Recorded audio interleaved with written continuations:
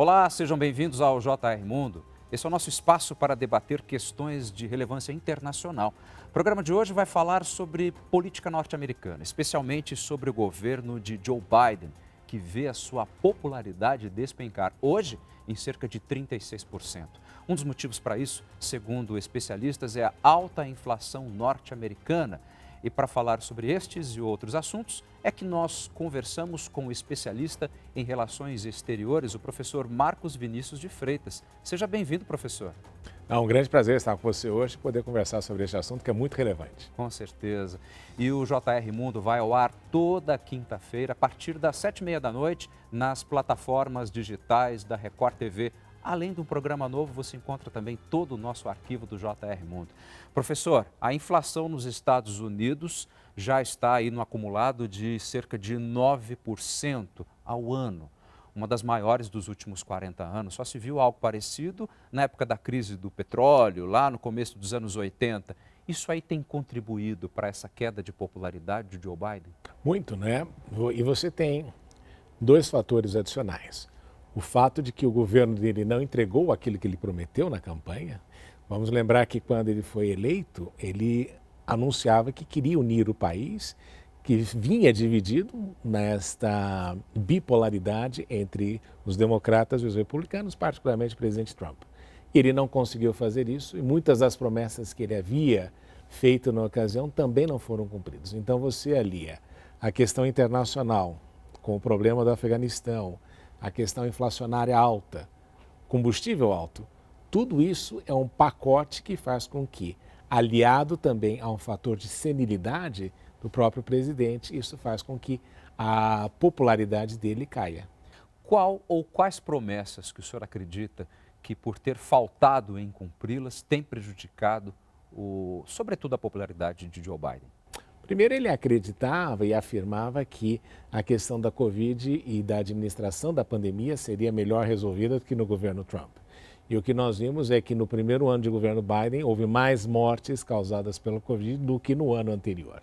Então, este é um problema. Em segundo lugar, a questão da fronteira, que ele falou que adotaria uma política diferenciada com relação à questão dos imigrantes, e o que você viu é que aumentou substancialmente o número de imigrantes ilegais cruzando a fronteira com o México. Isso também gera uma instabilidade dentro dos Estados Unidos, porque a questão migratória é sempre um pomo de discórdia dentro dos Estados Unidos. E um terceiro aspecto que a gente não pode esquecer é que ele prometeu aos Estados Unidos que os Estados Unidos seriam diferentes na sua atuação internacional, mas o que a gente viu é que foi mais uma mudança de forma do que de conteúdo. Então, tudo isso entra para diminuir muito da expectativa que se tinha de Joe Biden como sendo um conciliador, um negociador internacional em busca de cooperação, e isso não aconteceu. O que será que está faltando para ele? Bem, em primeiro lugar, que a gente não pode esquecer, seria ali a questão de ter um poder maior de convencimento, até mesmo entre o próprio Partido Democrata. E um aspecto fundamental também é que ele não foi privilegiado ali com uma vice-presidente que fosse muito ativa e que lhe ajudasse. Ele comissionou a Kamala Harris, por exemplo, para cuidar da questão migratória e ela mais ou menos abandonou o assunto. Vacilou. Então, e ele enfrenta o problema da idade. Não podemos esquecer que Joe Biden tem 80 anos de idade, vai fazer 80 anos de idade. Falou-se muito em pacotes, enfim, de um investimento que dá ordem, se eu não me engano, de 6 trilhões de dólares com a perspectiva de geração de empregos. Não é bem isso que tem acontecido. Então, a economia americana, e é verdade, ela tem uma flexibilidade, uma mobilidade muito mais fácil e mais rápida de atender às demandas ou a corresponder às medidas econômicas que são tomadas, que é diferente, por exemplo, do Brasil, onde você tem alguns empecilhos que fazem com que a economia não ande tão rapidamente. Então, houve esta inserção muito grande de dólares dentro da economia norte-americana e, obviamente, quando você tem muito dólar disponível, o resultado Qualquer economista vai dizer, se você tem uma abundância de recursos, você vai ter uma inflação.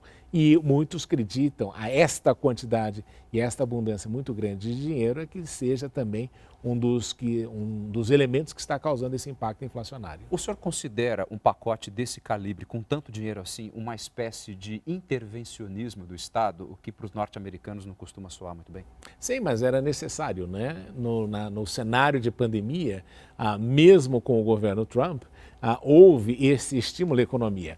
Eu sempre relembro que houve uma ocasião em que o Donald Trump estava assinando um cheque, né? E esse cheque era justamente para esta ajuda econômica na situação da pandemia. Ele disse que nunca tinha assinado na vida um cheque que falava de trilhões de dólares, né? Então você vê que esta questão do estímulo vem vindo nos Estados Unidos, só que o problema é o seguinte também, não podemos esquecer que as pessoas, muitos que estavam fazendo trabalho em casa, não quiseram retornar ao emprego. Nós temos um cenário nos Estados Unidos em que 20% das pessoas que começaram a trabalhar em casa não querem retornar à atividade em escritório.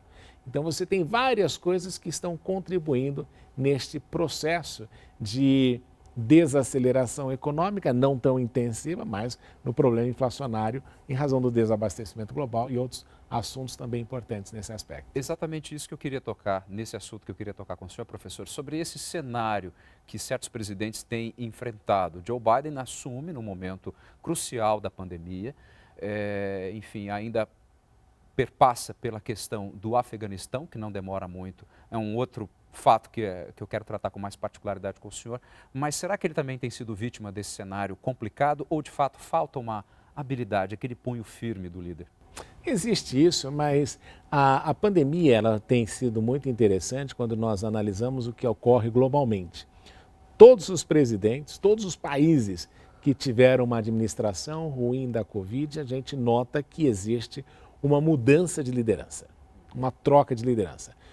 O presidente Trump, na ocasião, administrou muito mal a questão da pandemia, embora ele adotou uma posição de conspirações e coisas parecidas, conspiratórias na ocasião, né? Mas ele também investiu muito na questão da vacina.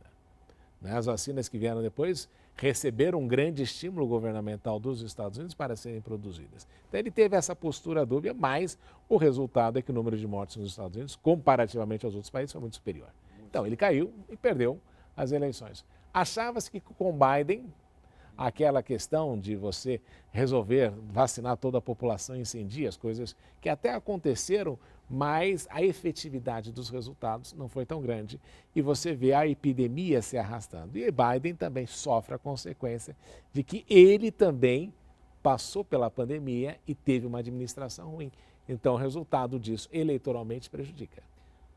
Conflito entre Rússia e Ucrânia. Como é que o senhor tem visto as posturas do presidente Joe Biden? Em alguns momentos não lhe falta acidez ao tecer certos comentários. Não que ele esteja errado, mas dentro de um contexto diplomático isso pode ser sério demais, né? O grande erro de Joe Biden naquela história toda foi quando ele falou que queria uma troca de regime em Moscou. Ou seja, ele começou a dizer que queria derrubar o Putin, né? E todas as medidas, ele utilizou alguns termos equivocados, estrangular a Rússia. Então, o que aconteceu é que muitas vezes os países que de alguma forma eram favoráveis à atuação dos Estados Unidos, e não podemos esquecer que no contexto internacional os Estados Unidos são ainda a potência hegemônica e que tem aí uma prevalência importante dentro deste cenário global. Mas ele usa alguns termos, né? Troca de regime, estrangulamento, e aí se transformou não num problema da guerra da Rússia com a Ucrânia, mas num contexto de Guerra Fria em que nós vemos os Estados Unidos querendo recuperar a Rússia como inimigo externo deles, e isso fez com que algumas pessoas arrefecessem, não no continente europeu, mas naquilo que a gente chama de sul global, que olhou, peraí, esse aí não é um problema da Rússia invadindo a Ucrânia, mas é mais um problema aí de disputa de controle global entre Rússia e Estados Unidos. Então, é uma briga mais de poder global do que efetivamente que está perpassando pela questão da Ucrânia. Então, muita gente se afastou justamente disso. E é o problema de toda a liderança. É que também Joe Biden anunciou que não a OTAN não faria parte disso, e isso gerou em Vladimir Putin a impressão de que tinha um presidente fraco nos Estados Unidos e que, além de fraco, não tomaria qualquer iniciativa que lhe ameaçasse na sua atuação na Ucrânia. Estratégia equivocada de Joe Biden, na sua opinião? Errou, sim. Errou, porque no jogo do tabuleiro global, o seu inimigo não pode saber aquilo que você está pensando, nem como você vai reagir. E quando ele tomou algumas medidas, ele basicamente revelou as cartas que ele tinha no jogo. Isso, para Putin, foi necessariamente aquilo que ele precisava para poder agir com maior tranquilidade. Quando entramos pela questão militar norte-americana, é impossível nós não lembrarmos da retirada das tropas dos Estados Unidos do Afeganistão, o que acabou sendo aí uma ocupação militar muito extensa, mas quando os norte-americanos saem, deixam no poder nada menos do que o Talibã. O senhor acredita que esse fato por si só também complicou ainda mais a situação de Joe Biden? E vamos fazer um retrospecto aqui. Mesmo quando os Estados Unidos estavam ocupando o Afeganistão, o controle das Nações Unidas e dos Estados Unidos não chegava a 20% do território. Certo. Então o Talibã nunca foi eliminado completamente, como nós podemos crer que aconteceu. Mas a atuação atabalhoada, a saída, e a grande lamentação também foi a quantidade de equipamentos militares que foram deixados lá. Se eu não me engano, o número era de 85 bilhões de dólares, muita coisa. Não é? Entre os equipamentos que foram deixados. E uma das coisas mais importantes que eu li até é que transformou o Talibã num dos exércitos mais bem equipados do mundo. Imagina só que presente. Não é? E aí o cômico foi o seguinte, na ocasião, não sei se você lembra, que eles disseram, não, mas os equipamentos que foram deixados não vão ter manutenção. O Talibã hoje em dia está vendendo equipamentos americanos de última geração que foram deixados lá. Então você vê que esta situação de Biden, a forma como ele atuou, aquelas pessoas caindo do avião, aquelas imagens serão repetidas e utilizadas e revelam um legado muito negativo na questão de política externa. Agora, na hora que o senhor fala que o Talibã está vendendo esses equipamentos, eu fico imaginando qual é o nível dos compradores que eventualmente não se aproximam de um regime desse. Perigoso, não? E você tem países também, né, que historicamente têm aí buscado essa situação de se armarem, de se prepararem. Existia uma dúvida se os americanos haviam deixado isso para criar uma instabilidade constante no Afeganistão e, de alguma forma, puxar a China, porque a China fez ali alguns acordos comerciais, e tentar puxar a China para dentro do conflito. Então, houve também isso, né, porque se queria aí transformar o Afeganistão num novo Vietnã para a China, como foi o Afeganistão também foi um novo Vietnã para a União Soviética. Exatamente. Então, esta é às vezes, uma forma de atuar da política externa norte-americana. Bom, mas fato é que esse ano os Estados Unidos têm eleições para a Câmara dos Deputados e também para o Senado. Como é que o senhor vê esse xadrez político e a figura de Joe Biden no meio disso, hein? A impressão que nós temos é que ele menos contribui do que ajuda efetivamente e, obviamente, que os democratas tentarão aí esconder a Joe Biden e a Kamala Harris nesse processo todo. O senhor acha, então, pelo que eu estou entendendo, a gente já pode prever que existe uma certa dissidência dentro do próprio Partido Democrata? Eles estão tendo que cuidar e tratar bem desse fenômeno Joe Biden, pelo jeito não está dando muito certo? E uma das discussões democratas, e várias das discussões democratas que você vê, é justamente convencer primeiro o presidente a não se candidatar à reeleição, que seria desastroso, né? Porque aí ele enfrentaria também a existência do próprio partido, e também convencer a Kamala Harris a não querer e não pretender candidatar-se à presidência dos Estados Unidos, que poderia acontecer, porque é normal, muitas vezes, que o vice-presidente tente se candidatar. Mas, no caso aí, ele menos ajuda do que efetivamente os democratas gostariam de ter nesse processo eleitoral.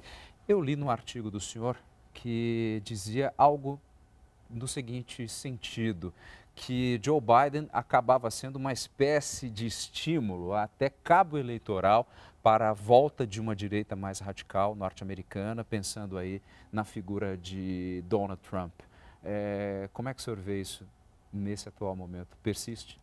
Eu assisti um discurso do Donald Trump esses dias que ele fez, e um dos comentários que ele teceu na ocasião é de que as pessoas não deveriam se esquecer que ele foi o presidente republicano que mais votos teve na história. Os 90 milhões de votos que ele teve na história e que fez com que, se você olhasse o resultado anterior com Hillary Clinton, para quem ele perdeu eleitoralmente, mas se você olhar, ele cresceu no número de votos. Então, isso criou nele a ideia toda de que a eleição foi fraudada, toda aquela história que a gente acompanhou na mídia e o fato de ele ter sido um mau perdedor nessa história toda.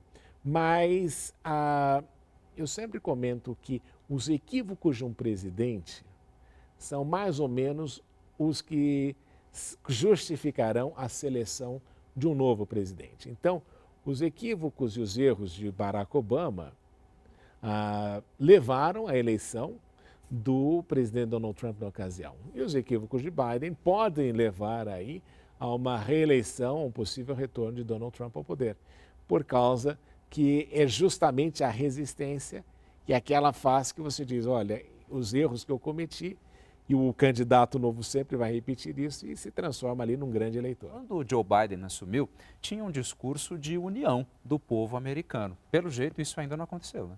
Não, e é interessante porque no discurso ele usa a palavra unir várias vezes, né? De unir os Estados Unidos, de tentar acabar com a bipolarização que existiu e que acirrou-se neste último período eleitoral.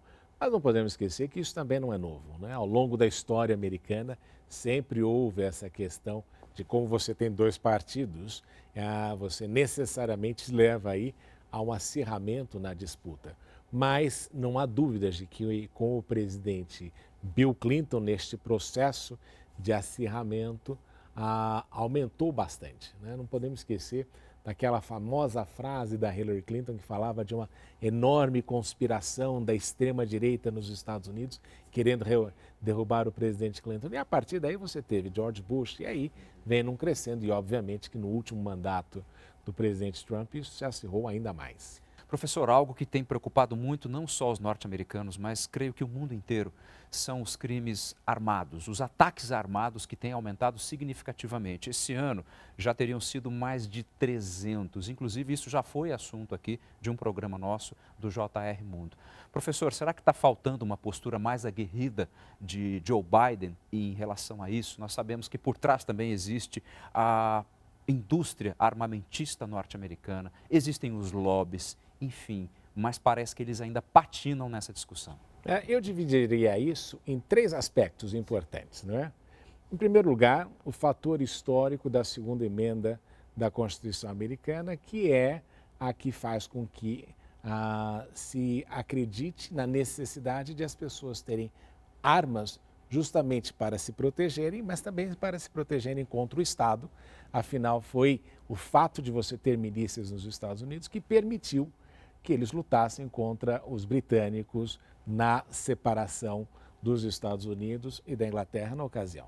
Então você tem um aspecto histórico difícil de alterar por causa da segunda emenda e teria de ser aprovado em todos os estados tudo isso. Em segundo lugar, você nota também que existe uma leniência, particularmente dos estados democratas, com relação à violência. Aquelas imagens de pessoas podendo furtar até $900 em determinados locais, porque é muito caro você processar.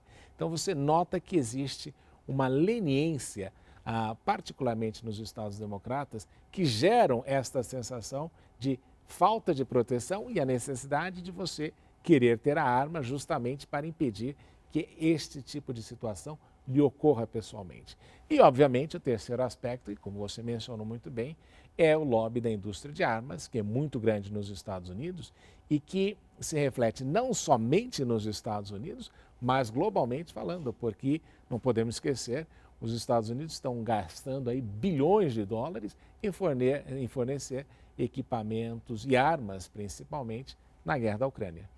Sobre política imigratória, a sensação que dá às vezes é que esses Estados Unidos atuais parecem ser até mais truculentos do que certas gestões anteriores. Mas ele tenta, mas o problema é que quando você tem a percepção de que os estados, particularmente fronteiriço, que é a Califórnia, o Texas é mais complicado, mais difícil por causa das gestões republicanas, mas naquela questão da imigração, você nota que houve ali um aumento porque justamente se acreditava que o Joe Biden teria políticas mais amenas com relação à imigração. Não podemos esquecer, e às vezes as pessoas não se esquecem disso, mas o presidente Trump o presidente Obama foi um dos que mais deportou pessoas, não é? E com o presidente Trump, quando ele anuncia a questão do muro, tudo isso, houve um medo na região e diminuiu de fato essa tentativa migratória. Mas é um problema que os Estados Unidos não vão conseguir controlar porque a questão migratória está na base, não é? E como é que você faz com que os países que são de onde vêm os migrantes tenham políticas públicas melhores, de economia, de saúde, tudo isso, e de segurança, porque o que faz com que uma pessoa migre é o fato de você ter condições domésticas deterioradas. E isso, não importa o presidente americano que vier, sempre vai ser difícil. Você pode aumentar o tamanho do muro, que é o que o Trump está prometendo se for reeleito, Sim. né?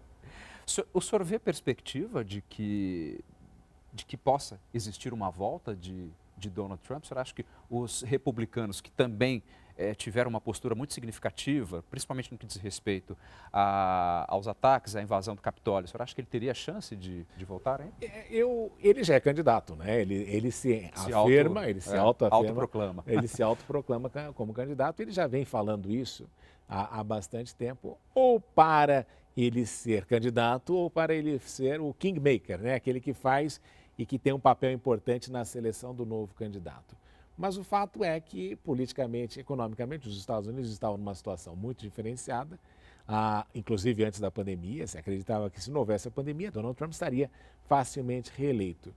E uma coisa importante nessa história toda dele é que o resultado global do Joe Biden é muito mais negativo do que aquilo que Trump fez enquanto presidente dos Estados Unidos. Não podemos esquecer que Donald Trump, no período Trump, não houve nenhuma guerra, né? Os Estados Unidos não teve nenhum grande engajamento militar que nos fizesse preocupar-se com o que aconteceria no mundo. Inclusive aquela conversa com Kim Jong-un ali na Coreia do Norte foi um desses aspectos dessa situação negocial e transacional que ele adotava na presidência dos Estados Unidos. Então o mundo, por incrível que pareça, respirou durante o período Trump um pouquinho mais aliviado com relação à questão de guerra. E é por essa razão que ele fala e ele ameaça aí que vai voltar. Professor Marcos Vinícius de Freitas, o nosso tempo chegou ao fim. Muitíssimo obrigado pelas suas informações, pela sua presença aqui no JR Mundo. Foi um prazer conversar contigo. Eu que agradeço pela oportunidade, estou sempre à disposição. Certamente. E o JR Mundo vai ficando por aqui. Esse é o nosso espaço para falar sobre geopolítica, sobre temas de relevância internacional. Toda quinta-feira, a partir das 7h30 você tem um programa novo nas plataformas digitais da Record TV. Muitíssimo obrigado pela sua companhia e até o próximo programa.